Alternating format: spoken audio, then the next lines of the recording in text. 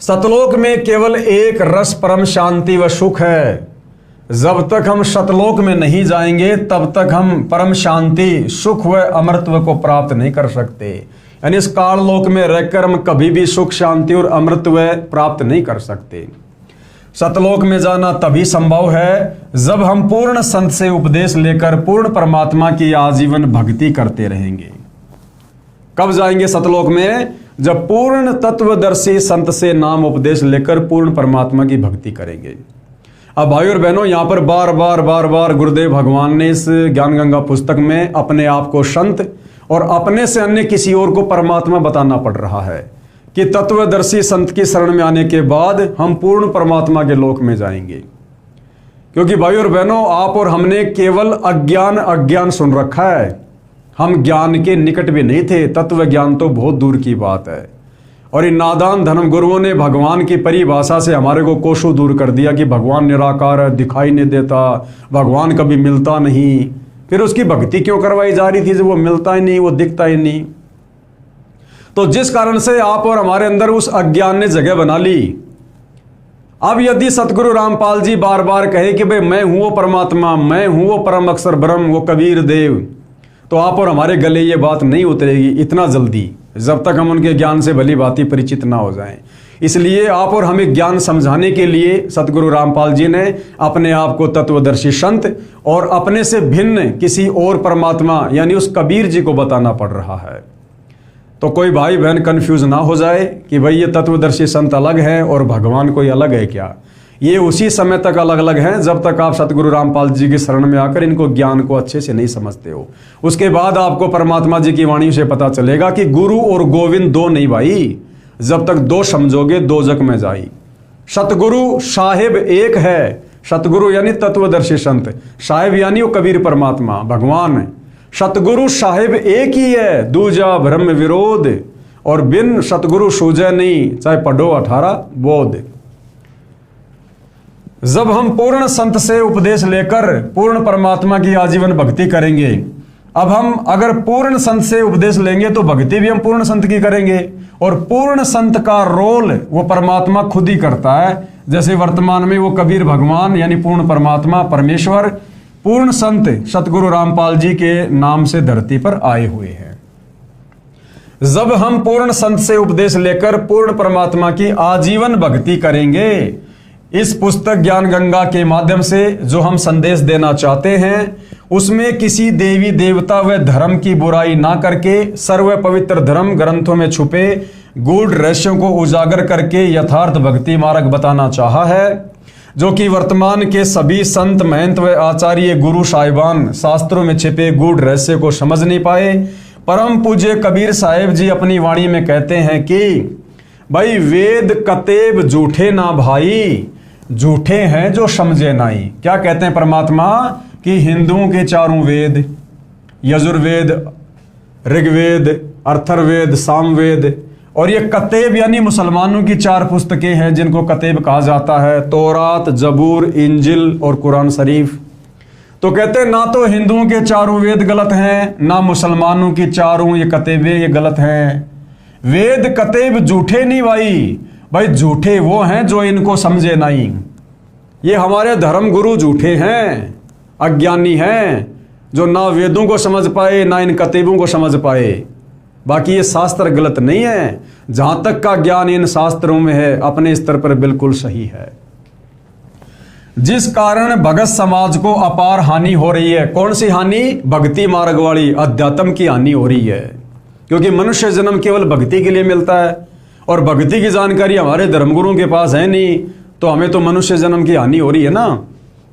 सब अपने अनुमान से वे झूठे गुरुओं द्वारा बताई गई शास्त्र विरुद्ध साधना करते हैं, जिससे न मानसिक शांति मिलती है और न ही शारीरिक सुख और न ही घर व कारोबार में लाभ होता है और न ही परमेश्वर का साक्षात्कार होता है। साक्षात्कार यानी ना हमें परमात्मा मिलता है साक्षात, क्योंकि भगवान को तो इन्होंने निराकार कहकर ठंडे बस्ते में डाल रखा है।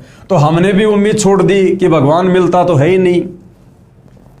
तो जिस प्रकार से ये हमारे ज्ञानहीन धर्मगुरु हमसे शास्त्रों के विरुद्ध भक्ति करवा रहे हैं मनमुखी, उससे ना तो हमें कोई शारीरिक सुख मिलता है, ना घर और कारोबार में कोई लाभ होता है।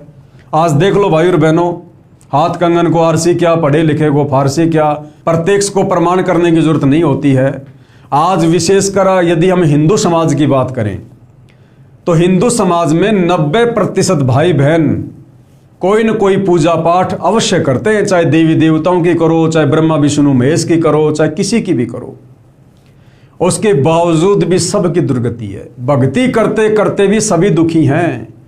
हॉस्पिटल भरे पड़े हैं, जबकि हॉस्पिटलों में भी मंदिर हैं, और हॉस्पिटल में जो रोगी हैं वो भी अपने घर पर कोई न कोई पूजा पाठ, मेहंदीपुर जाना, श्याम जी के जाना, पशुपतिनाथ मंदिर में जाना, तीर्थों पर जाना, धामों पे जाना, मंदिर मस्जिद चर्चों में जाना, कोई न कोई धार्मिक क्रिया हम अवश्य करते हैं। उसके बावजूद भी हम दुखी हैं। कोई कैंसर से, कोई एड्स से, किसी का एक्सीडेंट हो गया, कोई आग में जल गया, किसी के घर में गरीबी है, किसी के ऊपर और क्या क्या संकट आ रहे, कोई भूत प्रेत की बाधाओं से दुखी है। क्यों भाई? अरे भक्ति से तो सुख होना चाहिए। भक्ति किस लिए की जाती है? सुख के लिए। और भक्ति करते करते भी पूरा समाज दुखी है। क्यों? क्योंकि आप और हमें इन धर्म गुरुओं के द्वारा शास्त्रों के विरुद्ध भक्ति साधना करवाई जा रही है, और शास्त्रों के विरुद्ध भक्ति क्रिया करने से हमें सुख के बजाय दुख प्राप्त होंगे।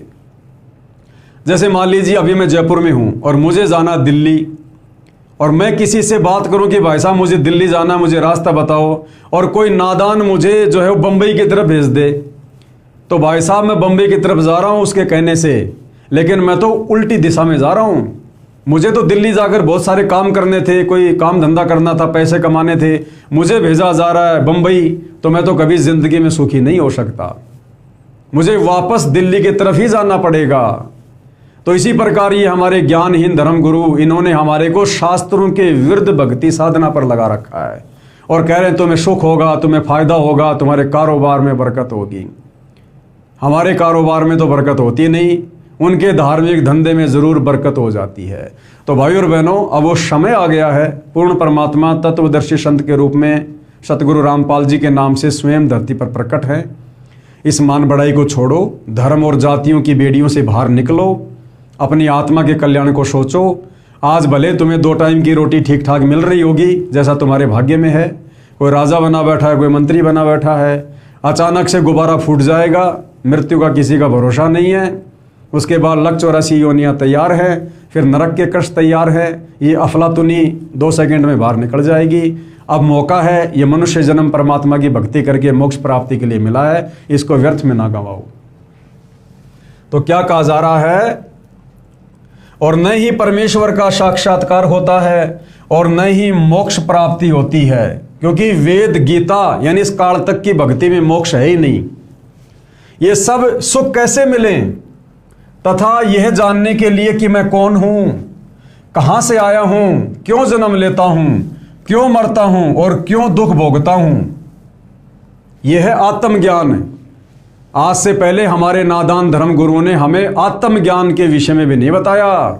परमात्म ज्ञान तो बहुत दूर की बात है। परमात्म ज्ञान से पहले तो आत्मज्ञान होना चाहिए कि मैं कौन हूं, मैं क्यों जन्म रहा हूं यहां पर, क्यों मैं मर रहा हूं। आज मेरा जन्म हुआ, 30-40 साल की उम्र तक बैल और गधे की तरह मेहनत करके मैंने 10-15-20 लाख रुपए इकट्ठे किए, एक मकान बनाया, गाड़ी लाया, अचानक से मेरी मृत्यु हो जाती है। तो ये कष्ट मैं यहां पर क्यों भोग रहा हूं? मेरे घर में बेटा बेटी उत्पन्न हुए, बड़े लाड प्यार से मैंने पाला पोषा, लाखों रुपए उनकी पढ़ाई पे मैंने खर्च किए, और जैसे ही बच्चे का या बच्ची का शादी का समय निकट आया, कार दुर्घटना में उसकी मृत्यु हो गई। ये सब क्यों हो रहा भाई? हम यहां पर सुख चाहते हैं, ना चाहते हुए यहां पर दुख आ जाते हैं। क्यों? 2 पैसे लगा के आदमी कारोबार करना चाहता है, उसमें घाटा हो जाता है। तो ये सब दुख हम क्यों भोग रहे हैं? इसको कहते हैं आत्मज्ञान। मैं कौन हूं, क्यों जन्म रहा हूं, क्यों मर रहा हूं, जन्म से पहले कहां था, मरने के बाद कहां जाऊंगा, ये सब कौन करवा रहा है, क्यों करवा रहा है। मरना कोई नहीं चाहता, बूढ़ा कोई नहीं होना चाहता, फिर भी होता है, क्यों? इस विषय में जानकारी को कहते हैं आत्मज्ञान। तो ये आत्मज्ञान भी हमारे नादान धर्म गुरुओं ने आज से पहले हमें नहीं दिया। उसके बाद नंबर आता है परमात्म ज्ञान का। तो ये आत्मज्ञान क्या है? ये जानने के लिए कि मैं कौन हूं, कहाँ से आया हूँ और क्यों जन्म लेता हूँ, क्यों मरता हूँ और क्यों दुख भोगता हूँ। आखिर ये सब कौन करवा रहा है, क्योंकि हम तो चाहते नहीं कि ऐसा हो, ना हमारे रिश्तेदार ऐसा करवा रहे, ना किसी का बेटा बेटी बाप ऐसा करवा रहा। तो ये कौन भगवान है जो ये करवा रहा है? ये काल, ये ब्रह्मा विष्णु महेश का पिता, ये क्षर पुरुष, ये अपने भोजन के लिए करवा रहा है, आप और हमें यहीं पर फांसे रखने के लिए। दूसरा होता है परमात्म ज्ञान। और परमेश्वर कौन है, परमात्मा कौन है, सारी सृष्टि का भगवान कौन है, कैसा है, वो कैसा दिखाई देता है, जानवर जैसा है, इंसान जैसा है, वो कहाँ रहता है तथा वो कैसे मिलेगा, और ब्रह्मा विष्णु और शिव के माता पिता कौन हैं, और किस प्रकार से काल ब्रह्म की जेल से छुटकारा पाकर अपने निज घर शतलोक में वापस जा सकते हैं, ये सब इस पुस्तक के माध्यम से दर्शाया गया है। भाइयों और बहनों, यही है वो जानकारी जो आज से पहले आप और हमें प्राप्त नहीं हुई, जिस जानकारी के अभाव में हम इस काल बलि के कर्म और भ्रम के चक्कर में पड़कर अपने अनंत मनुष्य जन्म बर्बाद कर चुके हैं। और ये जानकारी, ये आत्मज्ञान और ये परमात्म ज्ञान, वो परमेश्वर, वो कबीर देव स्वयं ही धरती पर तत्वदर्शी संत के रूप में प्रकट होकर बताता है, दूसरा कोई नहीं बता सकता। ये सब इस पुस्तक के माध्यम से दर्शाया गया है, यानी सारी जानकारी आपको ये आत्मज्ञान और परमात्म ज्ञान इस ज्ञान गंगा पुस्तक में मिलेगी। ये सब इस पुस्तक के माध्यम से दर्शाया गया है ताकि इसे पढ़कर आम भगत आत्मा का कल्याण संभव हो सके। ये पुस्तक सतगुरु रामपाल जी महाराज के प्रवचनों का संग्रह है, जो कि सदग्रंथों में लिखे तथ्यों पर आधारित है। हमें पूर्ण विश्वास है कि जो पाठक जन रुचि व निष्पक्ष भाव से पढ़कर अनुसरण करेगा, उसका कल्याण संभव है।